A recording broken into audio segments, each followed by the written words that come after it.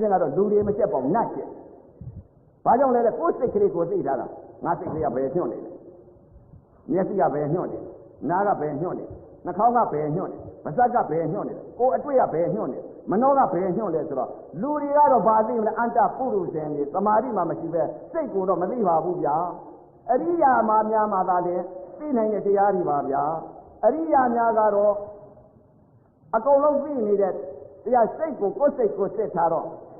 လူကတော့မသိဘူးနတ်တွေကသိပါတယ်ဗျာဇမာ20ဘဝတိအောင်သီလတကူသမာဓိတကူပညာတကူအကုန်သိပါတယ်အဲ့ဒါလူတော့မရှိဘူးနတ်ကျက်ဥပဒေလို့အတိတ်ကာလတုန်းကလည်းဥပဒေကလေဘာမှမသိခဲ့ဘူးဘာမှမသိခဲ့လို့ခိုးခဲ့တယ်မိုက်ခဲ့တယ်အဲ့ဒီမိုက်ပြီးလူတော့မသတ်ပါဘူးဗျာဥပဒေဆိုတာမိုက်တာဘာဟုတ်သေးတကမာကြီးတို့တကာကြီးတို့မြတ်စွာဘုရားလက်ထက်ကအင်္ဂုလိမာလာယဟန်ကြီးဟာ